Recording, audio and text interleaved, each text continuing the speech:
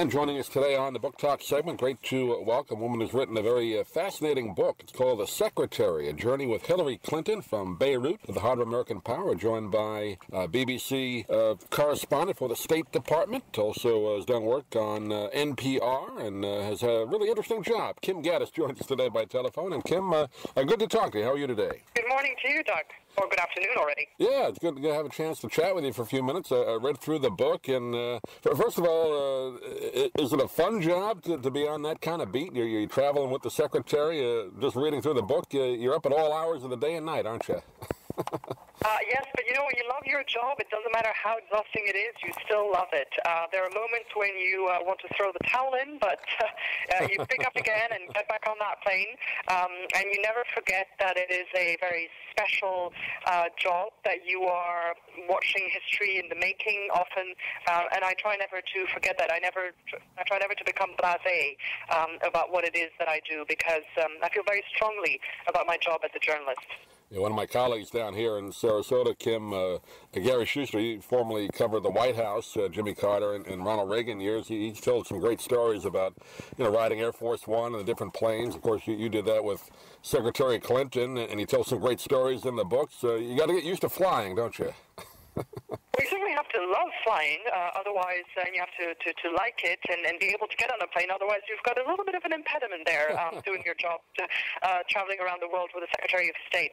The plane becomes, our little cocoon, our little bubble. It becomes very familiar to us. It's a government plane. It's not very fancy. It contrasts a little bit with the image that you have of America as a superpower. But it does take us around the world. It breaks down occasionally, as it happens. And I try to take the reader with me along for this amazing journey around the world. It's really a story that I tell in the book. The story of Hillary Clinton as Secretary of State, as America's ambassador to the world. The story of America today on the global stage. There are all these questions, whether in the U.S. or abroad, of how much power does the U.S. still have or how much it doesn't. And I take the reader along to all those countries, and we explore issues that seem to be very far away, that seem not to have an impact for Americans here, but actually they do, because we live in an increasingly connected world. I know we hear that phrase often, but it is really true.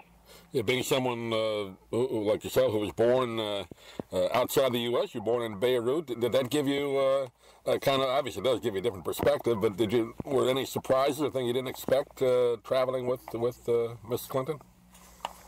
You know, what I found most sobering is to see up close how difficult those jobs are. Mm-hmm. You know that, of course, on an intellectual level, that, being America's top diplomat isn't a walk in the park, that there's some heavy lifting to be done. But it contrasts a little bit with the perception that people have, particularly abroad, but perhaps even in the U.S., that American leaders can just, push a button, make things happen, and that once you have a plan, everything goes according to plan. It doesn't. It's real life. It's real people who don't have all the facts, don't have all the answers, who are doing their best, whether you agree with their decisions or not.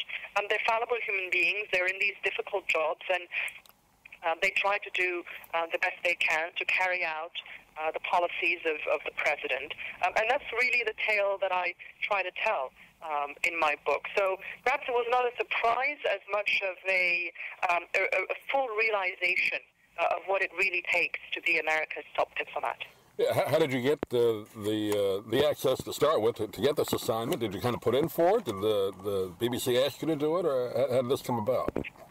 Well, I had been a BBC correspondent in Beirut for some time already, and they loved my reporting. The BBC State Department job came up in Washington. I decided to apply for it, and I got it. And the BBC was very interested in my perspective on the whole beat of covering the American Secretary of State, particularly because I had this outsider's perspective, because I was born in Beirut and I'd lived there my whole life until I moved to the U.S. 5 years ago. Not only was I not an American, but I was not really a Westerner. I feel very much as a Lebanese, as an Arab woman. My mother is Dutch, so I have a bit of that ability to connect the dots between the East and the West. But I brought that to the job, and I moved to the U.S. in 2008 to cover the Secretary of State, who at the time was Condoleezza Rice. And I've loved every minute of it since. Do you think, now living in America for a few years, are we getting the full story from our press, Kim? I know you're coming from a different perspective, and we don't always hear both sides all the time. I think you kind of touched on that in the book a little bit. The misunderstandings, obviously, between our countries and the Middle Eastern countries. There are always misunderstandings in any relationship, right? I mean, you have misunderstandings when you're trying to talk to your family or your friends. Communication doesn't always go right. It has a lot more consequences, and it can be life and death consequences when you're dealing with other countries.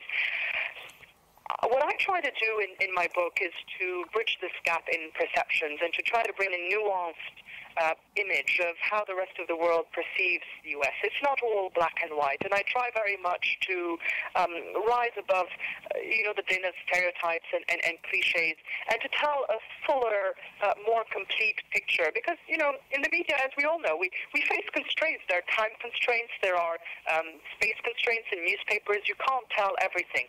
You can't tell always the whole story. There just isn't the time, which is why I also wanted to step back a little bit and take a look at the bigger picture and write a book. But, there are misconceptions on all sides. There are misconceptions about what the U.S. is when you ask people in the Arab world or in China or in Pakistan. And there are misconceptions in the U.S. about what the Arab world really is about. I remember growing up in Beirut, I was always very offended as a young Lebanese growing up in the war that people thought that the whole country had been transformed to rubble, that we didn't have anything to eat, or that perhaps we were going around the country on camels. Not that there's anything wrong with camels, but I was offended that people didn't understand what my country was about. And that's kind of why I became a journalist, because I wanted to help further people's understanding of my country and the region, and now of American foreign policy. Yeah, you're right about that. I grew up in New York, and that was the news capital of the world, and you did see so many stories about it, but you did get that impression at times that your country was, like you said, it was just rubble. But that's not the case. I mean, a lot of it you had some tough times, obviously, but it wasn't all that way. Yeah, we went through some very, very tough times. Our own house in Beirut on the front lines of civil war. We lived in an area that was really known as Sniper Central. We were surrounded by snipers. We were on the front line. Our own apartment was completely bombed out, at least twice or perhaps more. I think my mother said it happened 4 times. We had to flee several times. We were invaded. We had militiamen in our basement of the building. It was quite something. But at the same time, we had food on the table every day. We went to school every morning whenever there was no shelling. We went for Sunday lunch with my parents. We tried to travel whenever we could. It wasn't always easy. And of course, since then, since the war has ended, Lebanon hasn't quite been transformed. It's still a somewhat unstable country, but there is also a lot of life. I think, someone asked me what was the greatest thing that surprised me when I moved to Washington. Obviously, I was very familiar with the U.S., but I think that what surprised me when I came to Washington was how tame the nightlife was, because compared to Beirut, where people are spilling out of bars until 5 in the morning, I thought, my goodness, Washington is so quiet. How am I going to live here? But it's those misconceptions or preconceived ideas that people have of a country because of what they see in the headlines that I wanted to address a little bit and bring a fuller picture. Talking with Kim Ghattas, author of The Secretary. You did have some one-on-one time with Mrs. Clinton. I know you've done some interviews with her on the radio and video as well. Dealing with her, you sometimes don't always get the picture of her, in the news coverage. She seems kind of maybe a little distant or cold at times, but up close and personal, friendly person, or what's she like? Very warm, very funny, great sense of humor.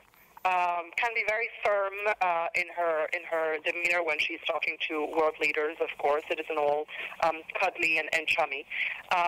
What I found most interesting was to see the emotional intelligence that she brought to the job and trying to understand where people were coming from.